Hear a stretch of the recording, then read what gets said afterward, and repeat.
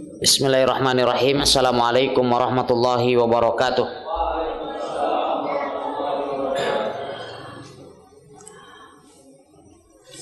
Ahmadullah alladhi wa'ada fa wafa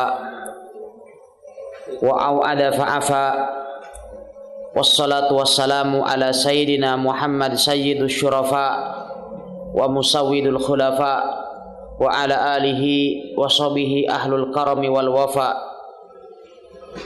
Amma ba'd, fa inna asdaqal hadithi kalamullah wa khairul hadyi hadyu Muhammadin sallallahu alaihi wasallam wa syarrul umuri muhdatsatuha wa kullu muhdatsatin bid'ah wa kullu bid'atin dhalalah wa kullu dhalalatin finnar. Ikhwatal iman yang dimuliakan oleh Allah Subhanahu wa taala, setelah kita menyelesaikan kajian tentang sirah an-nabawiyah, maka biidnillahi ta'ala dari mulai malam ini sampai insyaallah kita menyelesaikan tarikh Khulafaur Rasyidin, biidnillahi ta'ala kita akan membahas tarikhul Islam. Jadi kalau seandainya sirah nabawiyah berakhir dengan pembahasan wafatnya Nabi alaihi salatu wasalam, maka biidnillahi ta'ala kajian kita akan kita sambung dengan materi tarikhul Islam yang kita awali dari biografi kehidupan Al-Khalifatur Rasyidil Awal, Khalifatur Rasyidin yang pertama, yaitu Abu Bakar As-Siddiq radhiyallahu taala anhu. Sebagaimana kita ketahui bahwasannya para sahabat Rasulullah sallallahu alaihi wasallam adalah sebagai khairul qurun, sebagaimana disabdakan oleh Nabi alaihi salatu wasallam, khairul qurun qarni tsumma alladziina yalunahum tsumma alladziina yalunahum. Sebaik-baik generasi adalah generasiku, kemudian generasi setelah itu, kemudian generasi setelah itu. Dan tentu saja bahwasannya manhaj yang kita anut, manhaj Ahlus Sunnah wal Jamaah, senantiasa menjadikan para salafus soleh sebagai qudwah kita, sebagai suri toladan kita. Dan yang terdepan dari generasi mereka adalah tentu para Khulafaur Rasyidin. Kecintaan terhadap mereka adalah bagian daripada iman, sebagaimana kebencian seseorang terhadap mereka adalah sebagai pertanda kemunafikan, bahkan bisa mengarahkan kepada kekufuran. Dan sangat tidak mungkin kita akan mencintai mereka manakala kita tidak mengenal mereka. Sebagaimana pepatah mengatakan, tak kenal maka tak sayang. Oleh sebab itulah biidnillahi ta'ala, setelah kita menyelesaikan pembahasan tentang sirah nabawiyah, kita akan melanjutkan kajian tentang Al-Khulafaur Rasyidin yang telah disabdakan oleh Rasulullah sallallahu alaihi wasallam dalam hadis Irbad bin Sariyah radhiyallahu taala anhu. Beliau alaihi salatu wasallam bersabda, "Alaikum bisunnati wa sunnatil khulafa'ir rasyidin al-mahdiyyin min ba'di wa 'addu 'alaiha bin nawajid." Beliau alaihi salatu wasallam bersabda, "Berpegang teguhlah kalian kepada sunnahku dan sunnah para khulafaur rasyidin yang telah mendapatkan petunjuk setelahku, dan gigitlah keduanya dengan gigi gerahamu." Dan tentu saja tidak mungkin kita akan mengetahui tentang sunnah khulafaur rasyidin jikalau kita tidak mempelajari dan mengkajinya. Dan pembahasan tentang sunnah khulafaur rasyidin memang juga adalah masih jarang kita dapatkan di tengah-tengah kaum muslimin. Padahal pembahasan ini tentu adalah merupakan pembahasan yang sangat urgen, sehingga kita harapkan dengan kajian kita ini kita bisa berqudwah terhadap mereka, bisa mencintai mereka, sehingga dengan kecintaan kita terhadap mereka kita berharap dan berdoa semoga Allah Subhanahu wa taala mengumpulkan kita sekalian bersama dengan mereka di akhirat kelak, sekalipun kita tidak mengamalkan seperti amalan yang mereka kerjakan. Ya, tetapi dengan kecintaan kepada mereka, semoga Allah Subhanahu wa taala menggabungkan kita bersama dengan mereka di akhirat kelak.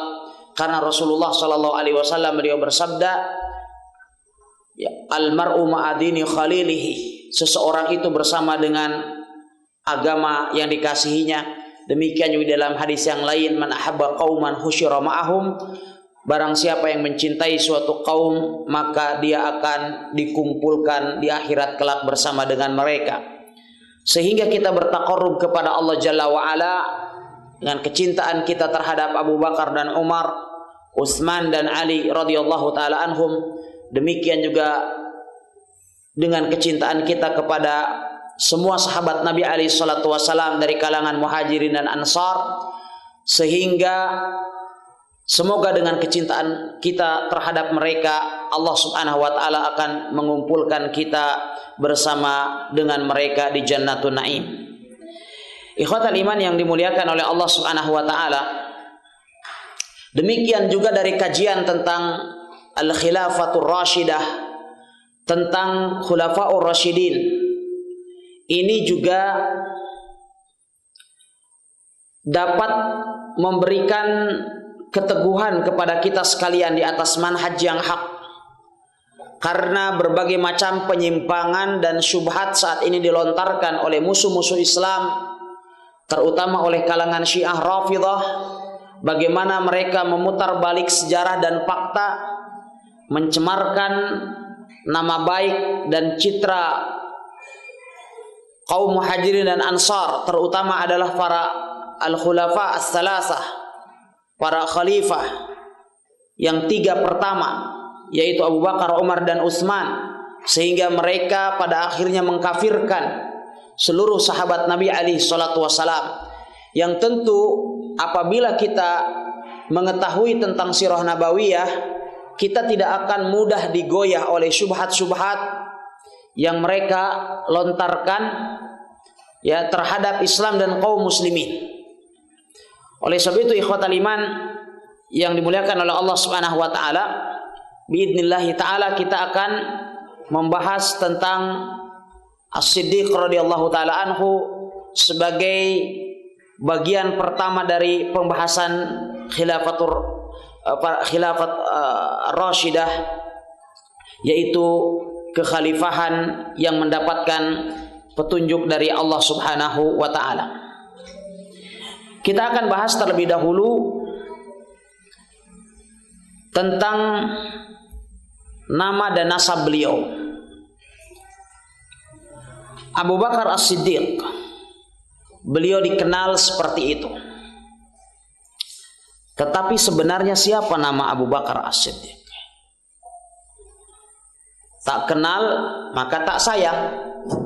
Apabila antum tidak mengenalnya, berarti kecintaan kita terhadap beliau sementara ini adalah menjadi patut kita pertanyakan juga.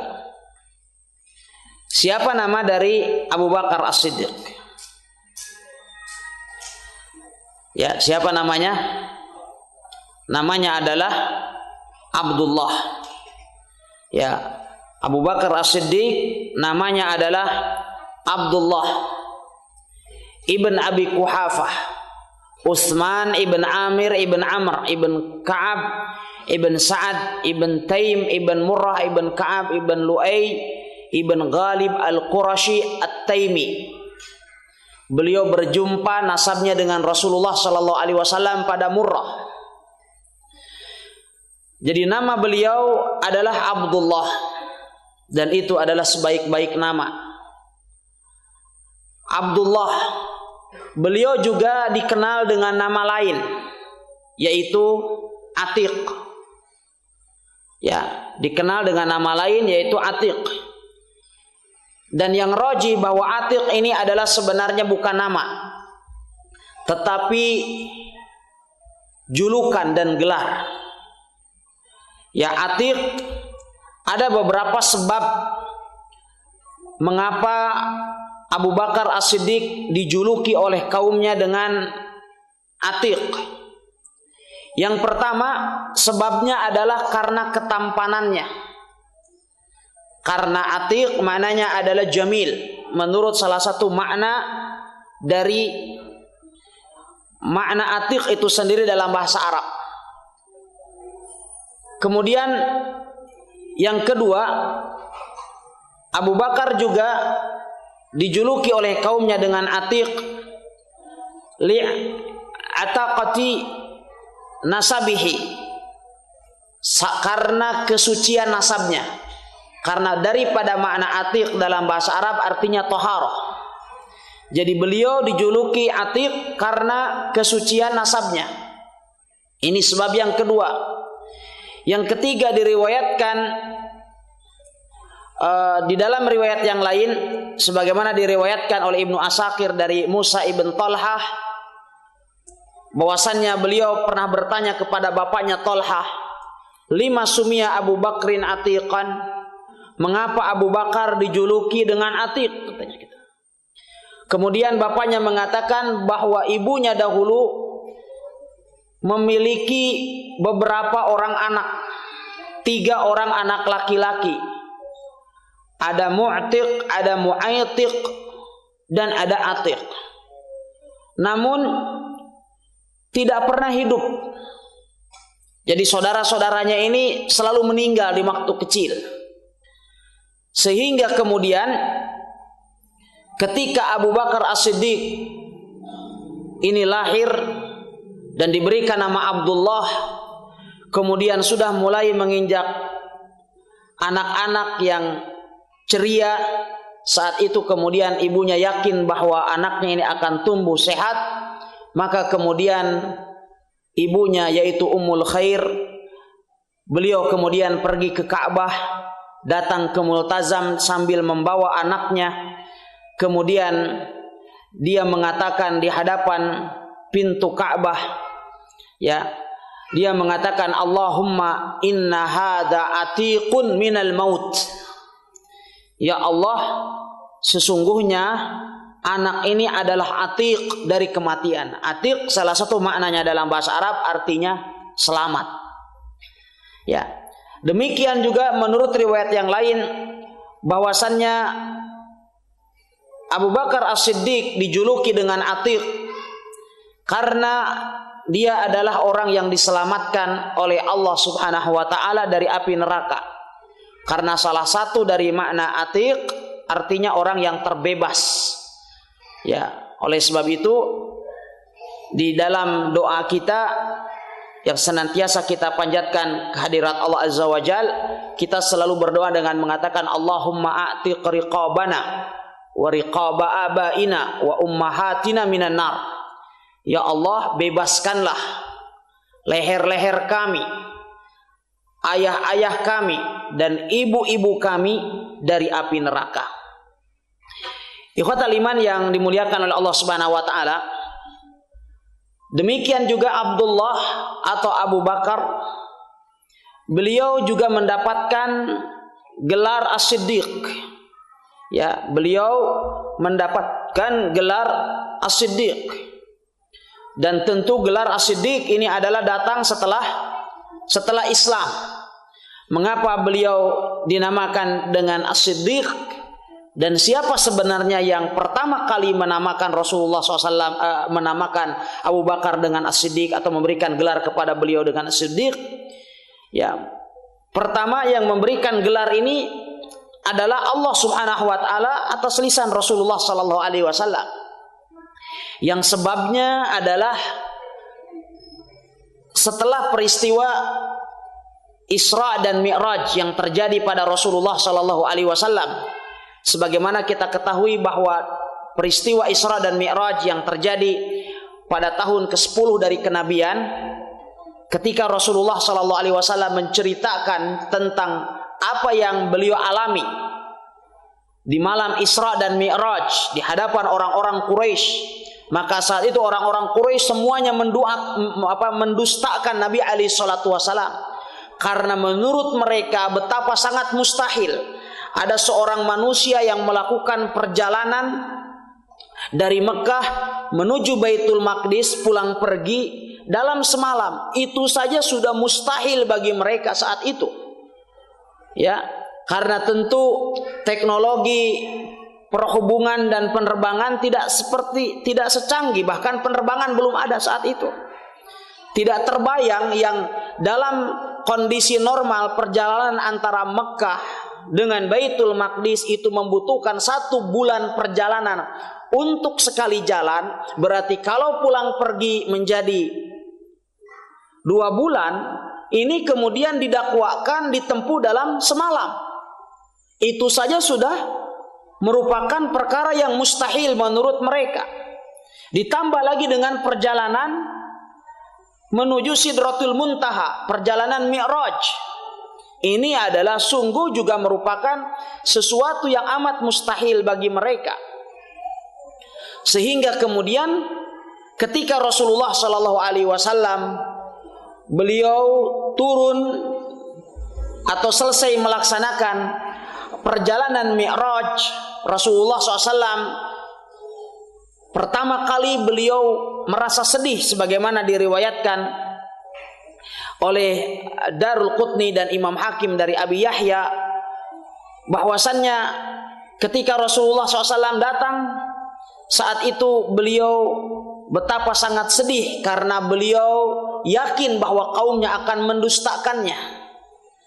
Namun saat itu kemudian ya, malaikat Jibril kemudian ketika ditanya oleh Rasulullah sallallahu alaihi wasallam, "Ya Jibril, inna qaumi la yusaddiqunani." Wahai Jibril, sesungguhnya kaumku pasti tidak akan membenarkan tentang apa yang hendak aku ceritakan kepada mereka.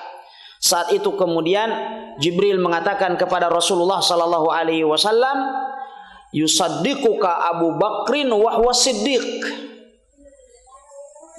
Akan membenarkanmu adalah Abu Bakar As-Siddiq, dan dia adalah As-Siddiq.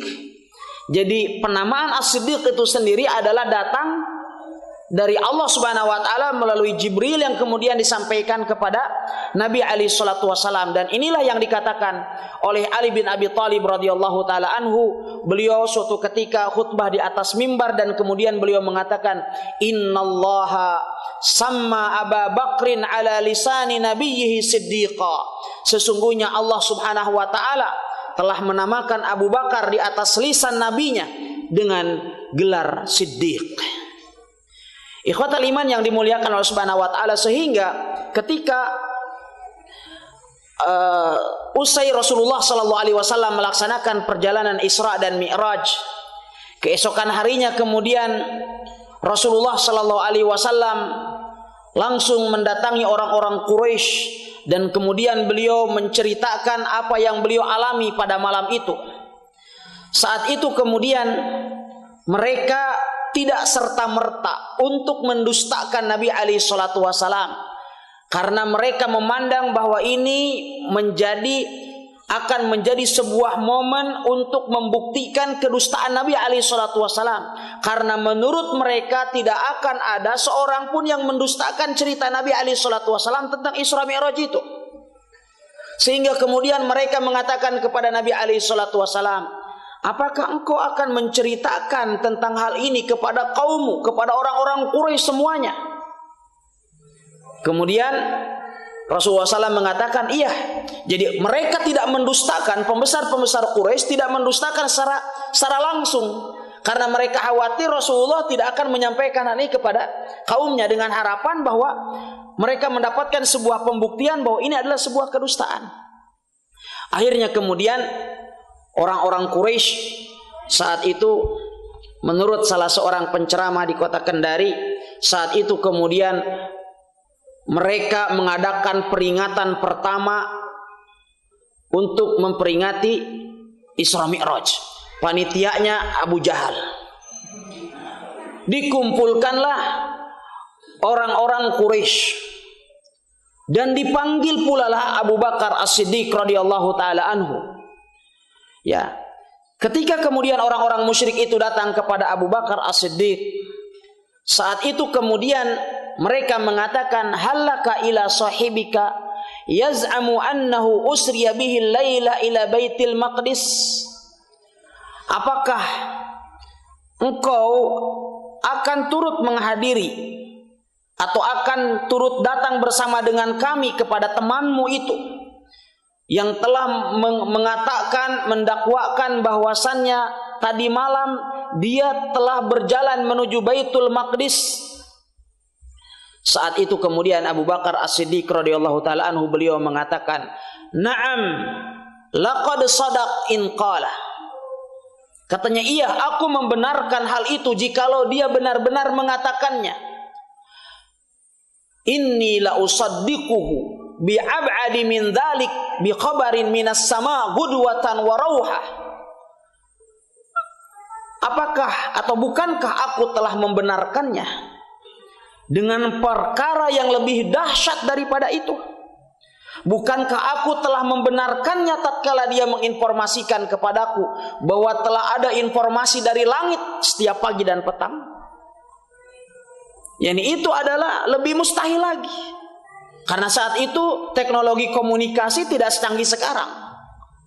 Yani mungkin saja kalau sekarang orang tidak begitu memikirkan hal itu, karena sekarang teknologi informatika telah begitu canggih. Tetapi zaman dahulu, oleh sebab itulah mulai saat itu ketika orang-orang Quraisy mendustakan Rasul sallallahu alaihi wasallam, bahkan sebagian dari kaum muslimin yang telah masuk Islam saat itu murtad ketika mendengarkan Nabi alaihi salatu wasallam mengkisahkan tentang peristiwa yang baru beliau alami, maka As-Siddiq radhiyallahu taala anhu saat itu dijuluki oleh atau gelar As-Siddiq ini diberikan oleh Rasulullah sallallahu alaihi wasallam kepada Abdullah ibn Abi Quhafah Utsman ibn Amir yang kita kenal dengan Abu Bakar As-Siddiq radhiyallahu taala anhu. Ikhwatal iman yang dimuliakan oleh Allah Subhanahu wa taala.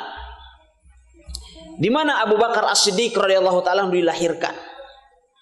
Abu Bakar As-Siddiq beliau dilahirkan setelah dilahirkannya Rasulullah sallallahu alaihi wasallam. Usia Rasulullah sallallahu alaihi wasallam dan As-Siddiq selisih 2,5 tahun. Dan kemudian usia Rasulullah sallallahu alaihi wasallam bersama dengan As-Siddiq juga sama, 63 tahun. Ya. Ikhwatal iman yang dimuliakan Allah Subhanahu wa taala. Abu Bakar As-Siddiq radhiyallahu taala anhu beliau hidup di Mekah. Dari sejak masa kecil beliau nyaris kita katakan bahwa tidak pernah keluar dari Mekah kecuali untuk berniaga. Karena kita kenal bahwa Abu Bakar As-Siddiq radhiyallahu taala anhu adalah salah seorang saudagar yang cukup kaya dan terpandang di kaumnya. Beliau juga dikenal sebagai seorang yang berbudi pekerti luhur. Beliau dikenal sebagai orang yang dermawan. Beliau dikenal orang yang menyambung tali silaturahim. Beliau dikenal sebagai orang yang jujur, yang membantu fakir miskin, memuliakan tamu, dan seterusnya dari akhlak yang mulia sebagaimana yang disebutkan oleh Imam Nawawi rahimahullah. Dan bahkan Imam Nawawi juga menyebutkan bahwasannya As-Siddiq radhiyallahu taala anhu juga merupakan salah satu di antara 10 pembesar Quraisy. Hanya saja kemudian Abu Bakar setelah beliau masuk Islam, seakan beliau tidak dikenal sebagai pembesar kaum. Tetapi sebelum diutusnya Nabi alaihi salatu wasallam menjadi nabi dan sebelum beliau masuk Islam, maka As-Siddiq radhiyallahu taala anhu menjadi salah satu dari 10 pembesar orang-orang Quraisy yang pendapatnya senantiasa dijadikan oleh rujukan oleh mereka. Oleh sebab itu Abu Bakar As-Siddiq radhiyallahu taala anhu dikenal kemuliaannya pada masa jahiliyah dan pada masa Islam. Sehingga mereka pada masa jahiliyah tidak menyelesaikan perkara diat dan utang piutang kecuali melibatkan Abu Bakar As-Siddiq radhiyallahu taala anhu. Ya, dan sebagaimana kita ketahui bahwasannya orang-orang jahiliyah, termasuk diantaranya adalah orang-orang Quraisy, mereka tidak memiliki pemimpin. Ya, tidak memiliki pemimpin yang menyatukan mereka. Mereka hanya dipimpin oleh tokoh-tokoh kabilah. Oleh sebab itulah orang yang meninggal dalam keadaan tidak memiliki pemimpin, maka kata Rasulullah sallallahu alaihi wasallam, itu adalah mitatan jahiliyah. Dia meninggal bagaikan orang jahiliyah. Ingat, di sini bacaan seringkali salah, sehingga sebagian orang mengatakan barang siapa yang meninggal sedangkan dia tidak memiliki pemimpin, maka dia meninggal dalam keadaan jahiliyah. Berarti katanya dalam keadaan kafir, wal iyadu billah. Sehingga dengan itu kemudian sebagian dari kaum muslimin mengkafirkan kaum muslimin yang lain karena dipandang bahwa kaum muslimin yang ada saat ini tidak memiliki pemimpin sebagaimana mereka yang memiliki pemimpin dalam ruang lingkup kelompok yang sempit. Ya, katanya, siapa kalian pemimpin kalian? Kami punya pemimpin. Kalian tidak punya pemimpin. Kemudian mereka berdalil dengan sabda Rasulullah sallallahu alaihi wasallam, "Man mata wa laysa fi unuqihi bai'ah mata maitatan jahiliyah." Mereka katakan maitatan jahiliyah. Barang siapa yang meninggal sedangkan dia tidak memiliki pemimpin, maka dia mati dalam keadaan jahiliyah. Berarti katanya kafir. Padahal hadis tersebut adalah bunyi mitatan jahiliyah, yang artinya mati mirip dengan atau serupa dengan orang jahiliyah. Karena orang jahiliyah mereka tidak memiliki pemimpin yang menyatukan dan mengumpulkan mereka dalam satu kepemimpinan. Ikhwatal iman yang dimuliakan oleh Allah Subhanahu wa taala. Kemudian Abu Bakar As-Siddiq radhiyallahu taala anhu dari sejak zaman jahiliyah juga beliau dikenal sebagai sosok yang sangat menjaga kehormatannya. Sehingga As-Siddiq radhiyallahu taala anhu dikenal di masa jahiliyah sebagai sosok pemuda yang tidak pernah mengkonsumsi narkoba. Ya, tidak pernah mengkonsumsi miras.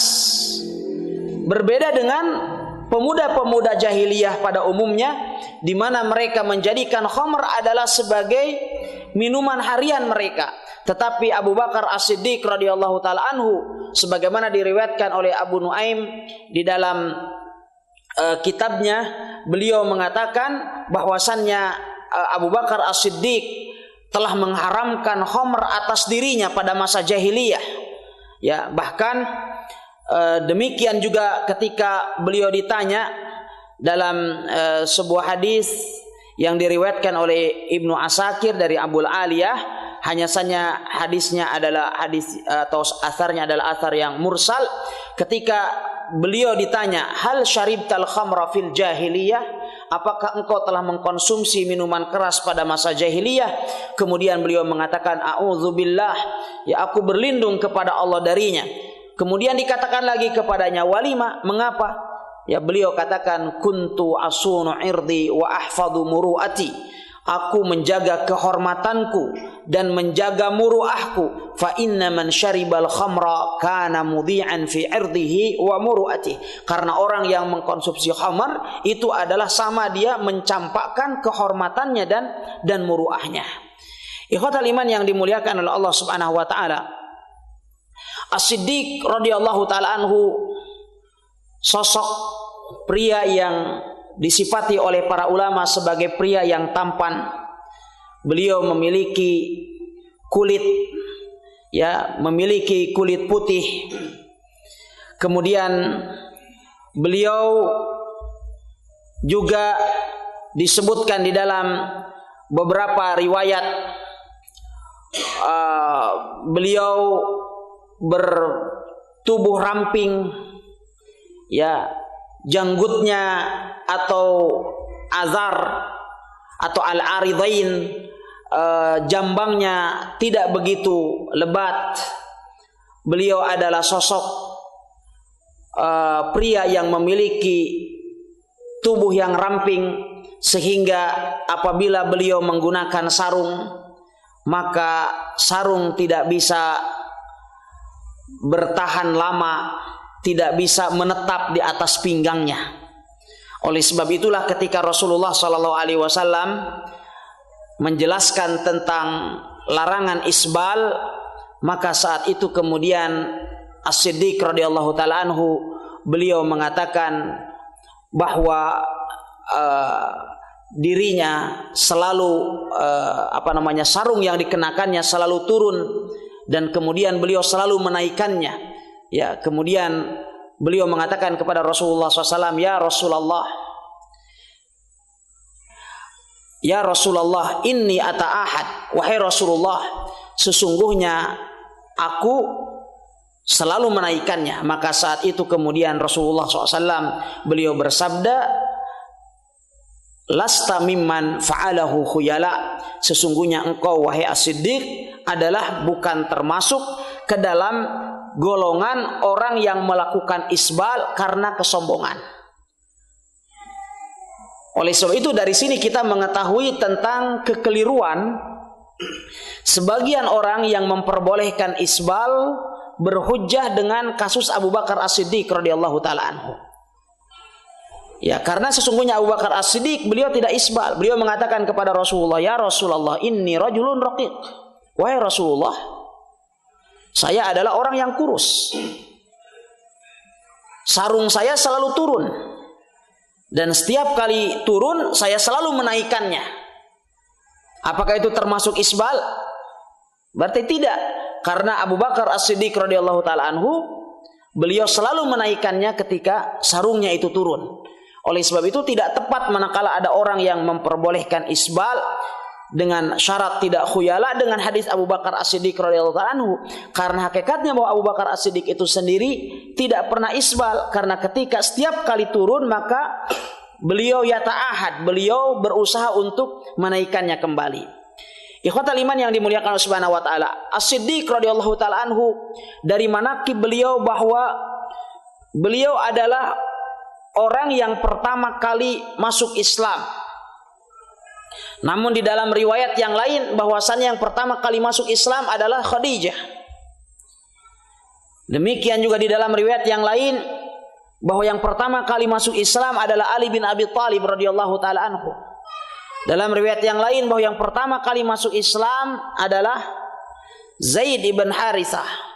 Namun Al-Imam Abu Hanifah rahimahullahu taala menggabungkan antara riwayat-riwayat ini, sehingga kemudian beliau mengatakan, dan ini adalah merupakan pendapat yang rajih, bahwasannya orang yang pertama kali masuk Islam dari kalangan pria dewasa adalah Abu Bakar As-Siddiq radhiyallahu taala anhu. Dari kalangan wanita Khadijah radhiyallahu taala anha. Dari kalangan anak-anak Ali ibn Abi Thalib radhiyallahu taala anhu, dan dari kalangan budak adalah Zaid ibn Harithah. Adapun siapa yang pertama kali masuk Islam secara mutlak adalah keluarga Nabi alaihi salatu wasalam. Ya, karena dipastikan bahwa Khadijah radhiyallahu taala anha adalah orang yang pertama kali mendapatkan informasi dari Rasulullah sallallahu alaihi wasallam akan datangnya wahyu kepada beliau alaihi salatu wasalam. Oleh sebab itu Abu Bakar As-Siddiq radhiyallahu taala anhu beliau masuk Islam setelah keislaman atau setelah Islamnya keluarga Nabi alaihi salatu wasalam.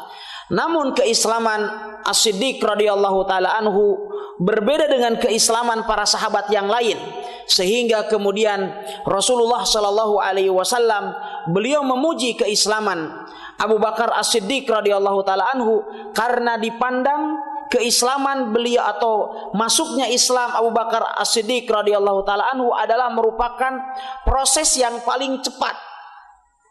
Ya, proses keislaman yang paling cepat, sebagaimana disabdakan oleh Rasulullah sallallahu alaihi wasallam bahwa tidak ada seorang pun yang diajak ya untuk masuk ke dalam Islam kecuali ada sedikit keraguan dan sedikit berpikir.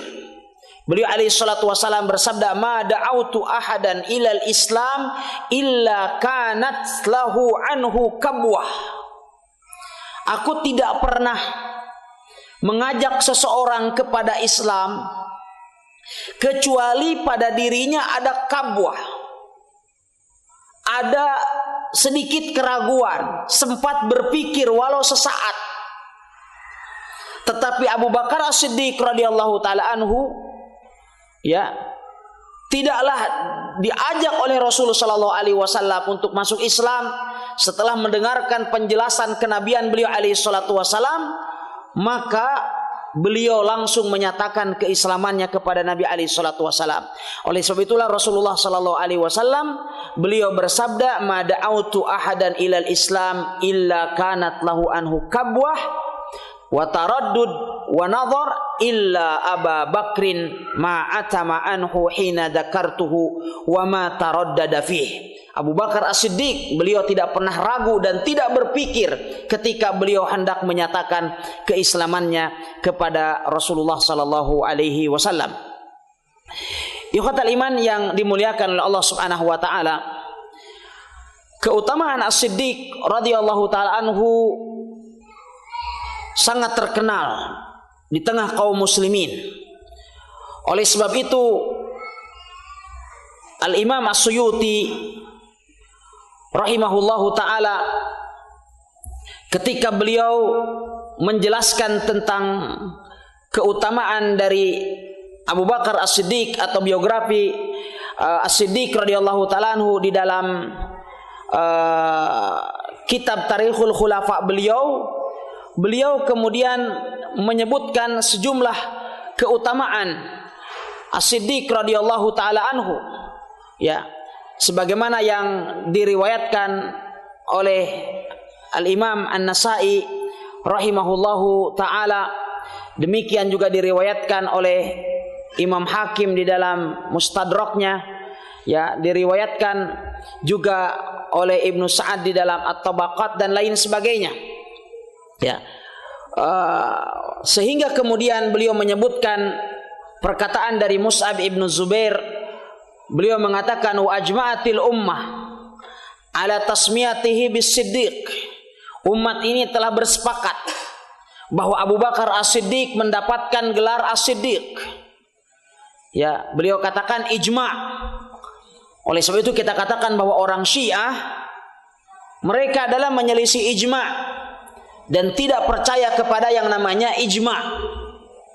Ya, sebagaimana kita ketahui bahwasannya rujukan dalam Islam, 3 rujukan utama adalah Quran, Sunnah, dan Ijma' ditambah dengan qiyas yang sahih.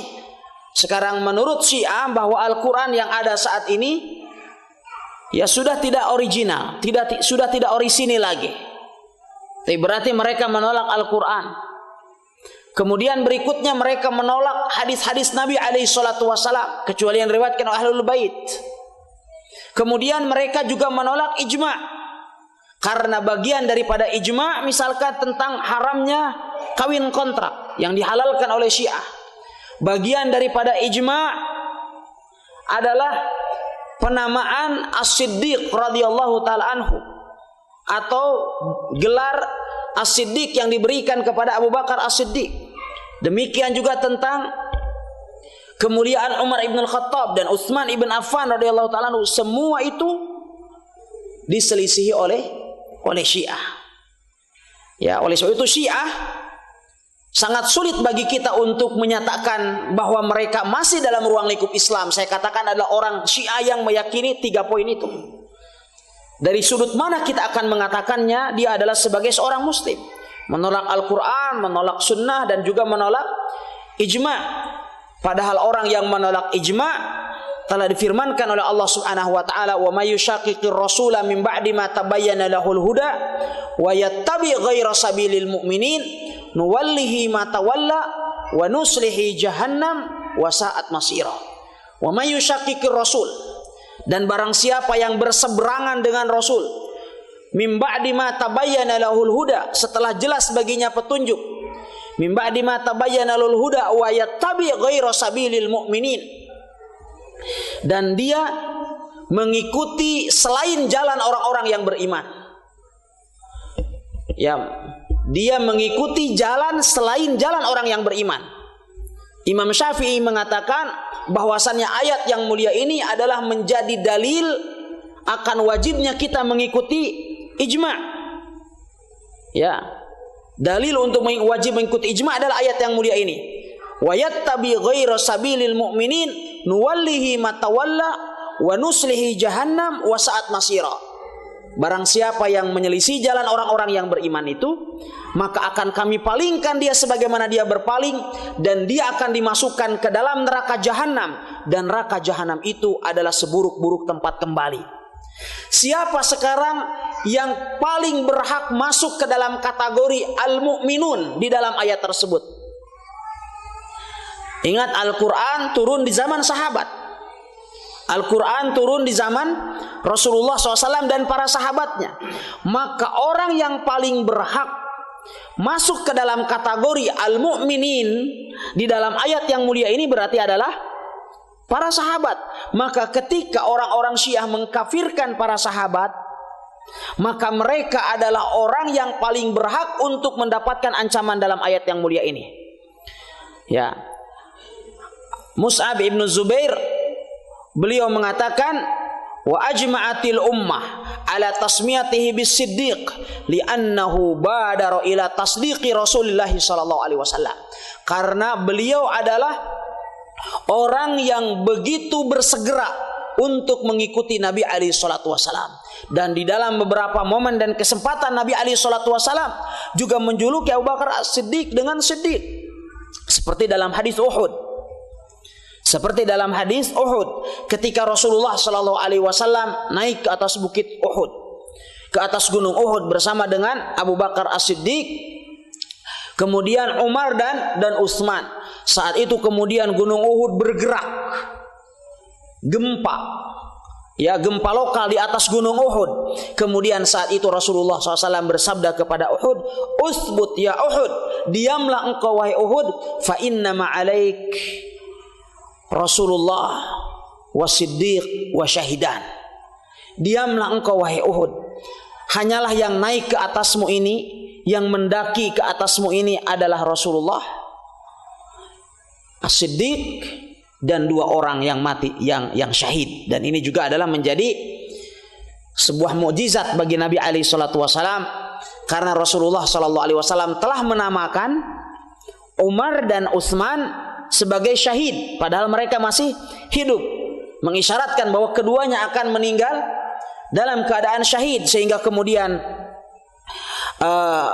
Umar ibn Khattab radhiyallahu ta'ala anhu dibunuh oleh Abu Lu'lu'ah al-Majusi, ya, budak dari Al-Mughirah ibn Syu'bah yang dikirim dari Kufah menuju Madinah, yang saat ini kemudian diagungkan dan diberikan gelar oleh orang-orang Syiah dengan Syuja'uddin, yaitu pemberani dan pahlawan agama, yang kuburan fiktifnya mereka agungkan saat ini di Irak. Ya, sebagaimana kita ketahui bahwasanya Abu Lu'lu'ah dibunuh oleh para sahabat Rasul SAW setelah dia membunuh Abu Bakar, Umar ibn Khattab radhiyallahu anhu di Madinah. Yani tidak mungkin para sahabat menguburkannya di Irak, tapi saat ini kemudian orang-orang Syiah mengagungkan kuburan dari Abu Lu'lu'ah dan mereka memberikan gelarnya kepadanya dengan Syuja'uddin atau pahlawan agama. Kemudian demikian juga dengan Utsman ibn Affan radhiyallahu taala anhu yang wafat pada Yaumud Dar setelah dibunuh, sebelumnya dikepung oleh orang-orang Khawarij, yang itu juga adalah merupakan cikal bakal dari Syiah Rafidhah yang dipimpin langsung oleh Abdullah ibn Saba. Di akhir masa pemerintahan beliau juga beliau meninggal dalam keadaan mati syahid. Namun dalam hadis tersebut Rasulullah SAW beliau mengatakan, "Utsbut ya Uhud, sesungguhnya di atasmu itu hanyalah Nabi, As-Siddiq, dan dua orang yang akan mati syahid." Ikhwatal iman yang dimuliakan oleh Subhanahu wa taala, demikian juga di antara fadail dan keutamaan Abu Bakar As-Siddiq radhiyallahu taala anhu, kata Mus'ab bin Zubair, "Li'awali annahu lazama sidqa falam taqa' minhu hanah." Dan demikian juga karena dia senantiasa bersikap dan berkata jujur, sehingga beliau tidak pernah juga berdusta. Ya, kemudian di antara manakib yang disebutkan oleh Mus'ab bin Zubair radhiyallahu taala anhu adalah keteguhan Abu Bakar As-Siddiq radhiyallahu taala anhu di dalam menyikapi berbagai macam fitnah. Ya, termasuk adalah ketika wafatnya Nabi alaihi salatu wasalam, demikian juga ketika terjadi gerakan pemurtadan dan ketika orang-orang di sekitar Jazirah Arab enggan untuk membayar zakat kepada beliau, demikian juga bagaimana keteguhan beliau ketika hendak memberangkatkan tentara Usamah bin Zaid, sebagaimana yang insya Allah akan kita bahas secara rinci peristiwa demi peristiwa dalam kekhilafahan beliau radhiyallahu taala anhu. Dan bagian dari keutamaan yang paling besar, kata Mus'ab bin Zubair, dari keutamaan As-Siddiq radhiyallahu taala anhu adalah tatkala Abu Bakar As-Siddiq radhiyallahu taala anhu memberikan wasiat kepada Umar ibn Khattab untuk menjadi khalifah setelahnya. Di mana kita ketahui bahwasanya Abu Bakar As-Siddiq sebelum meninggal, beliau memberikan wasiat, memberikan mandat bahwa khalifah setelahnya adalah Umar ibn Khattab radhiyallahu taala anhu. Dan ini adalah merupakan sebuah penunjukan yang begitu tepat, disepakati oleh umat, sehingga kata Musa bin Zubair, tidak ada satu fadilah dan keutamaan yang dimiliki oleh Umar ibn Khattab radhiyallahu taala anhu pada masa pemerintahannya kecuali juga setiap pahala dan fadilah itu dimiliki oleh As-Siddiq radhiyallahu taala anhu, karena beliau adalah yang menjadi sebab ya terangkatnya Umar ibn Khattab radhiyallahu taala anhu sebagai khalifah dan Amirul Mukminin setelahnya. Demikian ikhwatal iman yang dimuliakan Allah Subhanahu wa taala, kajian kita pada malam hari ini باذنillah taala, kajian atau rincian kajian tentang kekhalifahan As-Siddiq radhiyallahu taala anhu akan kita bahas di pertemuan-pertemuan yang akan datang. Wallahu taala alam wa sallallahu wasallam ala nabiyina Muhammad.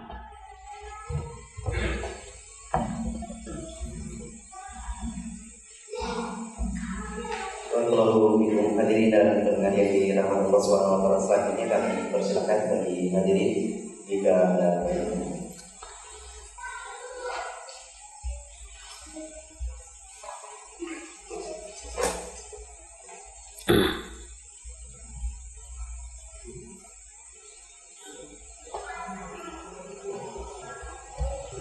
Bismillahirrahmanirrahim. Assalamualaikum warahmatullahi wabarakatuh. Waalaikumsalam warahmatullahi wabarakatuh. Ada dua kali. Yang pertama, setelah saya membaca buku tentang mewaspadai Syiah versi nama, di dalamnya itu ada menyebut tentang mushaf versi Ali. Ya. Ini mohon penjelasan bagaimana mushaf versi Ali yang bisa disampaikan oleh Paulus yang pertama. Kemudian yang kedua tentang ijma. Apakah ini bisa diselaraskan misalnya dengan fatwa majelis ulama? Misalnya seperti kita di Indonesia, fatwa majelis ulama tentang haramnya rokok. Mungkin ini merupakan dalam ijma atau gimana? Saya kira demikian. Assalamualaikum warahmatullahi wabarakatuh. Assalamualaikum warahmatullahi wabarakatuh. Alhamdulillah wassalatu wassalam ala Rasulillah wa ala alihi wa sahbihi wa mawalah. Yang pertama adalah tentang mushaf versi Syiah yang dinamakan dengan mushaf Fatimah. Ya. Yang dinamakan dengan mushaf Fatimah, di mana mereka meyakini bahwa di sana ada mushaf versi Ali bin Abi Thalib radhiyallahu taala anhu.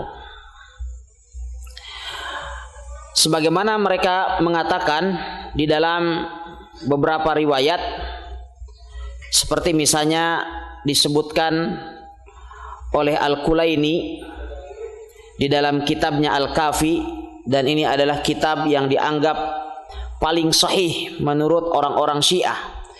Kitab Al-Kafi ini atau Usulul Kafi bagaikan Sahih Bukhari di kalangan Ahlus Sunnah wal Jamaah.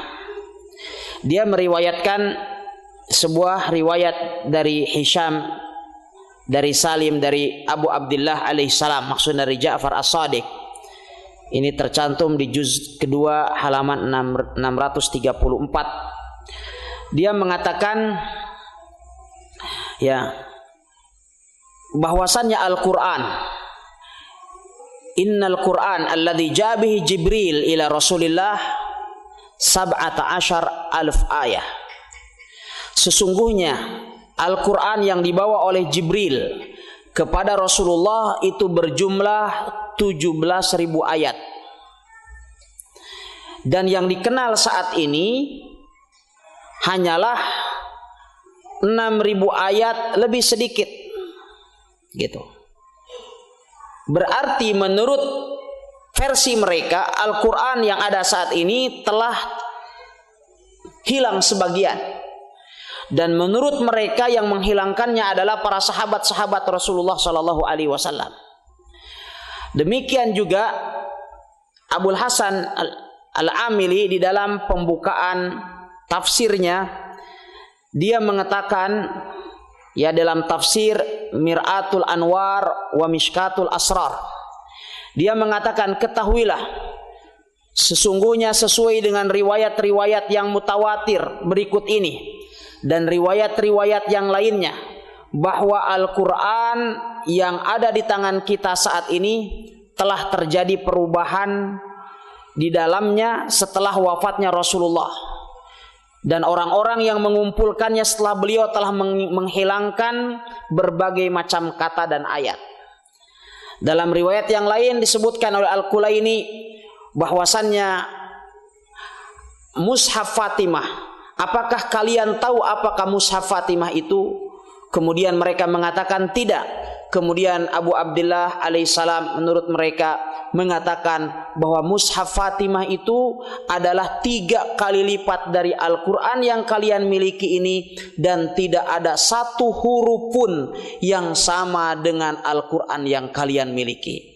Jadi kalau satu huruf pun tidak ada yang sama dengan huruf Al-Quran yang ada saat ini, berarti Al-Quran atau Mushaf Fatimah yang menurut mereka saat ini berada di tangan Muhammad ibn Hasan al-Askari, imam ke-12 mereka yang sedang bersembunyi setelah dilahirkan 1200 tahun yang lalu di Sirdab, di bawah tanah, di gua bawah tanah di Samurra di Irak, yang saat ini selalu mereka panggil untuk keluar. Saat ini kata mereka bahwa mushaf yang asli yang dinamakan Mushaf Fatimah itu ada bersama Muhammad ibn Hasan al-Askari, yang mereka namakan dengan Al-Mahdi atau Abu Saleh. Ya, Mahdinya Syiah itu sudah dilahirkan. Ya, kemudian dilahirkan pada tahun kisaran 2000 pada tahun 265 Hijriyah. Kemudian ketika usia 7 tahun atau 6 tahun kemudian bersembunyi di gua di bawah tanah di Irak sana. Oleh sebab itu saat ini mereka menunggu kedatangannya imam mereka yang ke-12 itu, dan karena juga mereka membawa atau dia diyakini oleh Syiah membawa mushaf yang dinamakan dengan Mushaf Fatimah. Ini adalah salah satu akidah Syiah yang tidak bisa dipungkiri, karena itu terletak riwayat-riwayatnya di dalam kitab-kitab Syiah yang mu'tabar. Di antaranya adalah Usul Kafi. Kita punya buku atau kopian dari kitab Usul Kafi tersebut, dan betapa banyak dalam tafsir Syiah seperti tafsir misalnya Al-Mizan, ya, ini juga disebutkan di muqaddimahnya bahwa Al-Quran yang ada saat ini sudah berubah. Demikian juga dalam tafsir Mir'atul Anwar, di dalam kitab Biharul Anwar juga disebutkan bahwa Al-Quran telah berubah. Ini yang dimaksud dengan mushaf versi Syiah, atau mereka terkadang menisbatkannya kepada versi Ali. Kemudian berikutnya tentang ijma', apakah bisa diserasikan dengan fatwa majelis ulama? Ya, ini kita perlu mengenal dulu apa yang dimaksud dengan ijma', sehingga fatwa itu apakah dikatakan ijma' ataukah tidak. Ya, karena saya pernah suatu ketika di Kolaka beberapa tahun yang lalu, mungkin tahun 2005, suatu ketika saya sedang duduk di sebuah masjid pada bulan Ramadan, kemudian pengurus masjidnya mengumumkan tentang zakat fitrah, di mana kemudian di situ disebutkan bahwa sesuai dengan ijma ulama kabupaten. Jadi ada ijma, namanya ijma ulama kabupaten. Jadi kita perlu melihat terlebih dahulu apa pengertian daripada ijma. Dan inilah pentingnya khususnya adalah bagi para penuntut ilmu agama, agar ilmu yang kita miliki ini adalah muassal, artinya memiliki pijakan yang sangat kuat, sehingga ketika kita menggunakan istilah, maka istilah itu adalah penempatannya tidak salah. Ya, demikian juga ketika kita menerapkan hukum. Sebagai contoh misalnya ada salah seorang ustadz yang mengatakan bahwasannya golput itu dosa besar. Kemudian saya kejar sekarang apa pengertian daripada dosa besar. Ya, ternyata dia tidak bisa menjawab apa itu dosa besar itu. Jadi kita tidak boleh mengarang bahwa ini dosa besar, ini dosa kecil. Para ulama telah membuat rambu-rambu acuan kepada kita sekalian, mana yang masuk ke dalam kategori dosa besar, mana yang tidak. Anda sekarang saya mengatakan misalnya tidak memilih itu adalah dosa besar. Sekarang apa pengertian dosa besar? Dia tidak bisa menjawab. Berarti saya bilang apa yang Anda katakan ini enggak muassal, tidak memiliki pijakan yang kuat. Nah sekarang misalnya apakah bisa diserasikan antara ijma dengan dengan fatwa? Kita katakan tidak. Karena pengertian daripada ijma dikatakan oleh ulama usul adalah ittifaqul mujtahidina min hadhil ummah fi asrin minal usur ala hukmin syar'iyyin ba'da wafatin Nabi sallallahu alaihi wasallam. Ya. Ijma adalah kesepakatan para mujtahid dari umat ini dalam satu masa. Jadi tidak mesti kemudian dari masa ke masa. Cukup pada satu masa mereka bersepakat. Misalnya pada masa sahabat.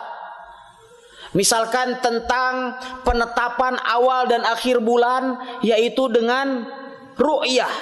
Ini ijma di 3 generasi pertama Islam.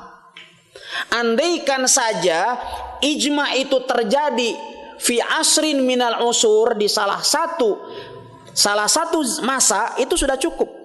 Misalnya masa sahabat. Nah ini misalkan 3, berarti sudah lebih kuat lagi.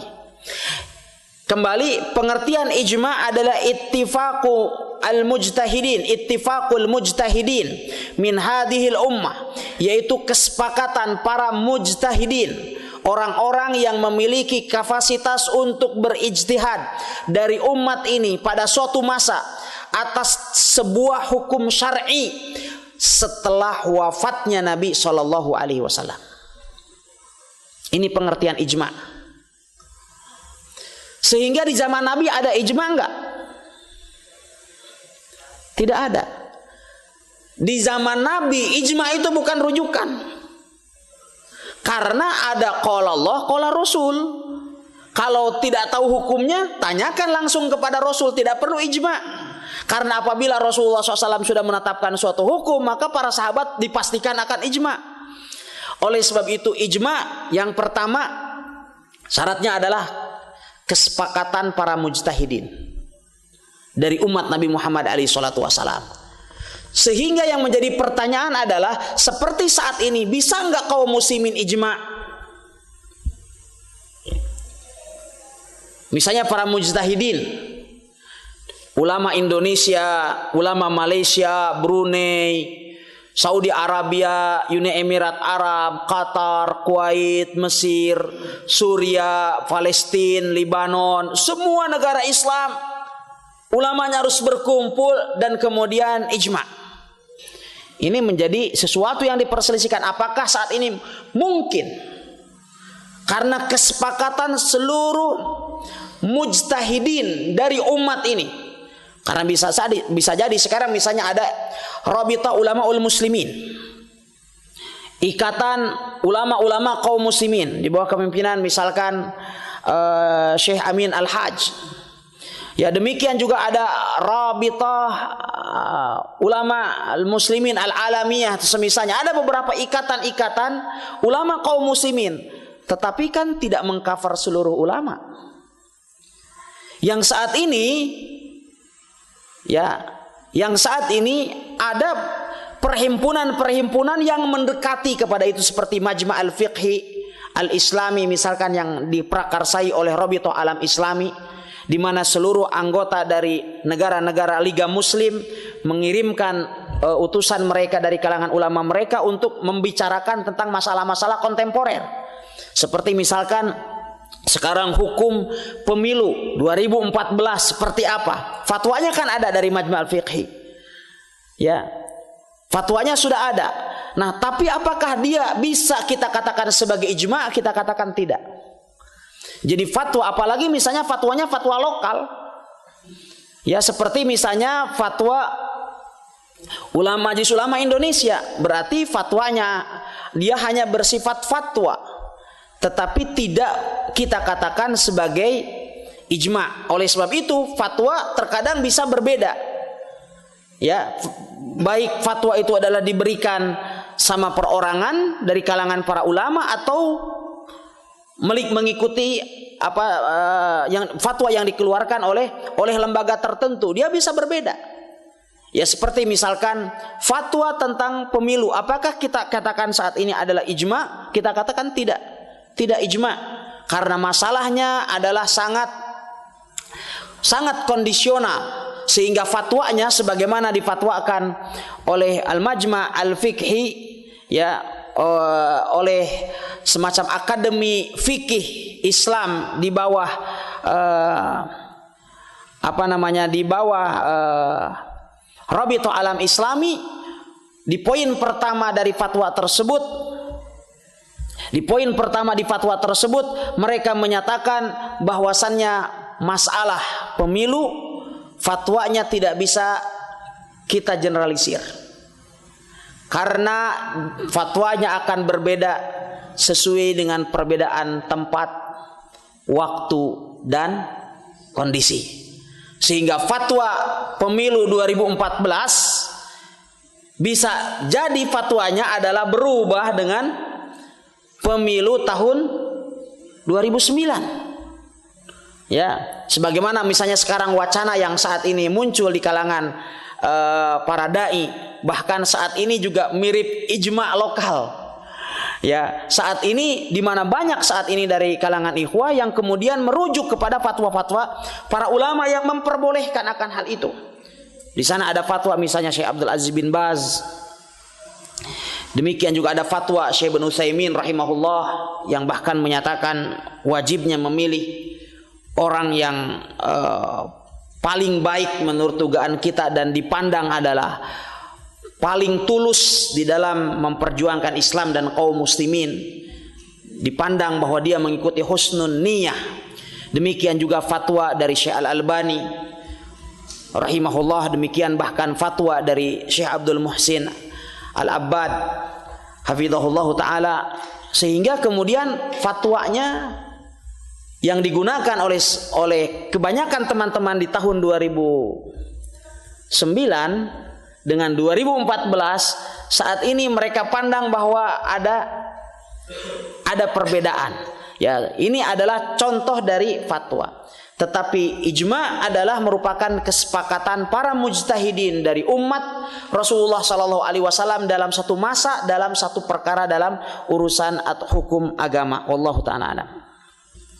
Kalau begitu, selanjutnya kita mengambil pertanyaan dari pesan singkat dari pendengar kita. Pertanyaan Ustaz, apakah ada sejarah yang sahih yang menjelaskan tentang sikap Abu Bakar Siddiq radhiyallahu anhu yang pernah melakukan permusuhan terhadap Rasulullah sallallahu alaihi wasallam? Ya, ini adalah merupakan tuduhan yang sangat keji yang dilontarkan oleh orang-orang Syiah Rafidhah terhadap Abu Bakar As-Siddiq radhiyallahu taala anhu, sebagaimana masyhur ya di kalangan mereka bahwasannya bahkan Abu Bakar dan Umar itu sampai menggugurkan kandungan, memukul Fatimah radhiyallahu taala anha dan menggugurkan kandungannya dan seterusnya. Tentu ini semua adalah merupakan riwayat-riwayat palsu yang dibuat-buat oleh orang Syiah, dan tidak ada satupun yang menunjukkan adanya permusuhan antara As-Siddiq terhadap Rasulullah sallallahu alaihi wasallam. Bagaimana mungkin As-Siddiq radhiyallahu taala anhu memusuhi Rasul sallallahu alaihi wasallam, sementara Rasulullah sallallahu alaihi wasallam sendiri adalah menantu daripada Abu Bakar As-Siddiq radhiyallahu taala anhu, dan putri beliau adalah istri Rasulullah sallallahu alaihi wasallam yang paling beliau cintai. Wallahu a'lam. Masih pertanyaan kedua dari pertanyaan yang sama. Apakah ada dalil yang sahih menjelaskan tentang bolehnya sholat dalam keadaan menanggalkan pakaian? Karena dalam keadaan darurat, misalnya dalam kondisi peperangan dan pakaian digunakan tidak tersisa lagi, tidak ada lagi yang tersisa di badan dan waktu sholat berlangsung. Ya. Ad-daruratu tubihul mahdhurat. Kaidah mengatakan bahwasannya dalam kondisi darurat sebagaimana disebutkan dalam pertanyaan, maka terkadang sesuatu yang tidak diperbolehkan menjadi boleh. Namun tidak seyogianya kemudian dia sholat dengan menanggalkan pakaian. Ya, tetapi seyogianya dia adalah tetap menggunakan pakaian walaupun dalam kondisi najis. Yang dipatwakan oleh para ulama adalah tetap berpakaian walaupun dalam kondisi najis, karena menggunakan pakaian yang terkena najis dia lebih ringan kadar mahdzurnya daripada menanggalkan pakaian. Dan karena menanggalkan pakaian dalam ibadah juga adalah merupakan bagian dari tradisi orang-orang jahiliyah, sebagaimana kita ketahui di dalam Sirah Nabawiyah bahwa salah satu tradisi dan kebiasaan mereka tidak tawaf kecuali dalam keadaan menanggalkan pakaian mereka. Wallahu taala alam. Barakallahu fikum hadirin dan pendengar yang dirahmati Allah Subhanahu wa taala. Demikian kajian kita di kesempatan ini, karena waktu yang terbatas sehingga kita cukupkan. Insyaallah kita akan bertemu kembali di pertemuan berikutnya.